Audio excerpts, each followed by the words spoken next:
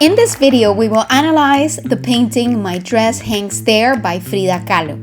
Painted in New York while her husband, Diego Rivera, was working for the Rockefeller Center Commission, this image reflects the tensions and contradictions she experienced during her extended stay in the United States and how she critically challenged them.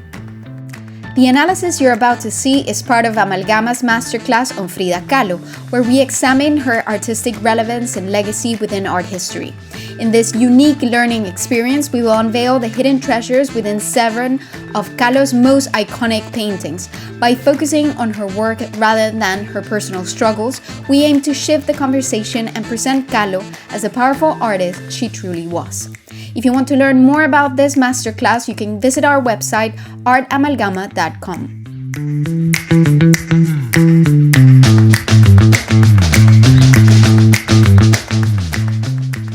To contextualize this painting, we need to go back to the moment Diego Rivera and Frida Kahlo decided to leave Mexico for the United States. As the tensions against communist and left-wing ideals grew in Mexico, Rivera expelled himself from the Communist Party and accepted multiple mural commissions from various capitalist tycoons. Thus, Diego and Frida's journey to the United States became a striking paradox. Despite this country's persecution and aversion to communism, Rivera and his newlywed wife were embraced with open arms, receiving support from notable patrons such as Henry Ford and John D. Rockefeller.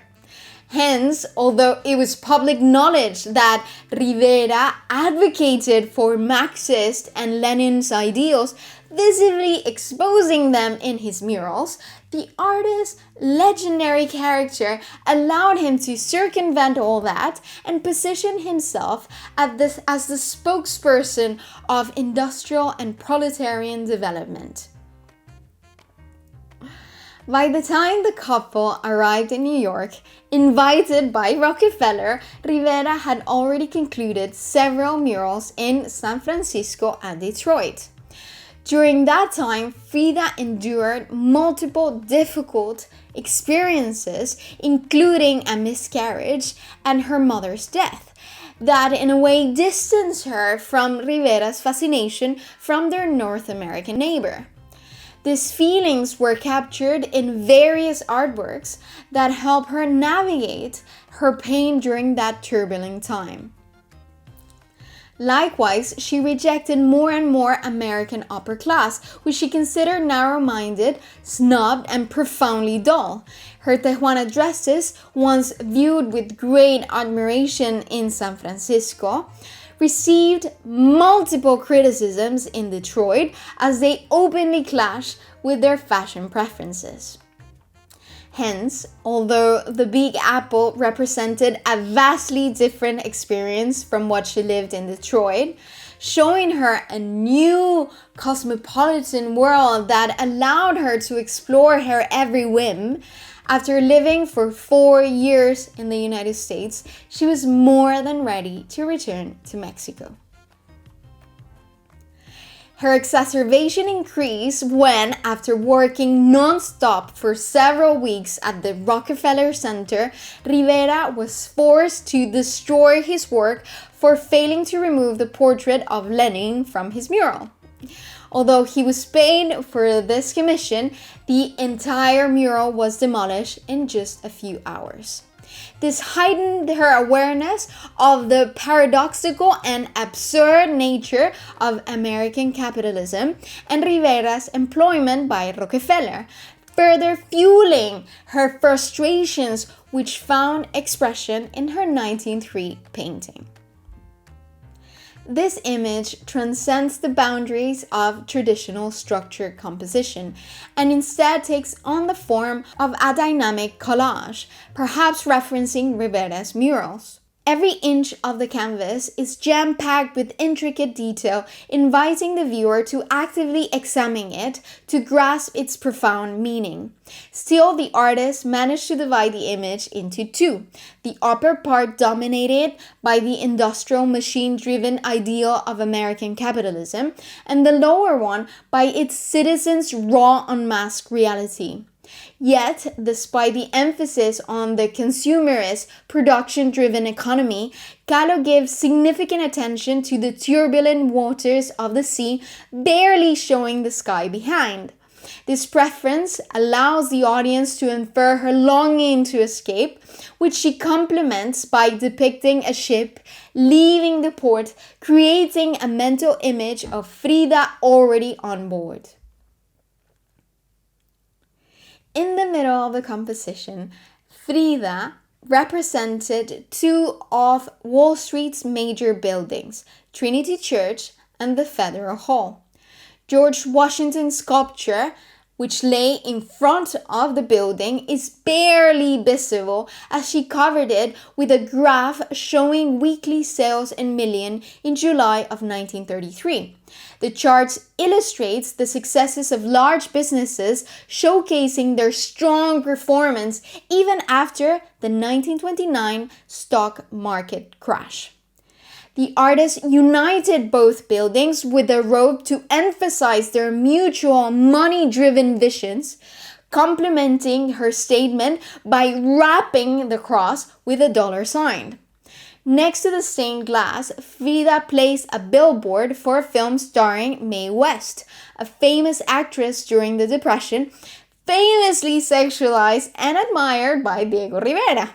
Mounted on a decaying canvas that is probably detaching from the frame due to the fire below, Kahlo uses it to highlight the irrelevant adoration that American society has for luxury and glamour, which feeds from the frivolity of their cocktail parties. The lower part of the image is dramatically different from what she portrayed on top. To document the genuine experience of US citizens, she ingeniously constructed a collage with diverse photographs that show the struggle of the unemployed and the fervent demonstrations staged in protest against the administration. Rather than painting, she opted for newspaper cutouts to reveal the underlying truth concealed beneath the facade of progress. This deliberate aesthetic distinction juxtaposes the fictional world depicted above with the stark reality portrayed below. Moreover, although the towering buildings, corporations, and factories above appear to be shattering the lives of their citizens, reducing them to mere specks, a transformation looms on the horizon as the illusory reality they have constructed is about to be consumed by flames. Between both worlds, Frida placed two different columns that elevated a gigantic toilet and a trophy with an eagle on top. Hence, mocking North American priorities that favor efficient plumbing and sports competitions. Above all, she used these emblems to hang one that would have even bigger connotations, her Tijuana dress. This piece of clothing has multiple meanings. For those who only tend to analyze Frida's work according to her relationship with Diego Rivera, this empty outfit might mean her rejection of Diego himself, who adored the dress and the way it made her look like a genuine indigenous Mexican, after his dalliance with other artists like Louise Nevelson. Others might say that it served as a serpent skin to infer that Frida was no longer present in the United States and that the only thing that remained was her dress. However, I interpret this dress in a different light. To me, it carries profound political implications, similar to those she reinforced in her diary years later. It represents more than just a traditional indigenous garment, as it embodies the importance of female empowerment. Consequently, symbolizing the resilience, courage, and intelligence of the women of the Isthmus of Tehuantepec, it becomes an emblem of Frida's legacy and transformation. As we will see later with her other paintings, hers is the story of an individual that boldly expressed all their thoughts and emotions, challenging gender duality, even if it meant defying every societal norm she had previously known. Perhaps this is why her work is so famous and we all tend to like her, despite how jarring some of her images might have been. In this context, the dress morphs into a flag guiding the audience to recognize that for the necessary change to occur in that country, and for that matter, the world, there must be a seismic shift, not only in the way our economy is built, but in our perception and understanding of gender roles. If you want to learn more about the paradox behind Frida's dress and why she wore it in the first place, visit our website artamalgama.com and join our masterclass on Frida Kahlo. We look forward to seeing you there.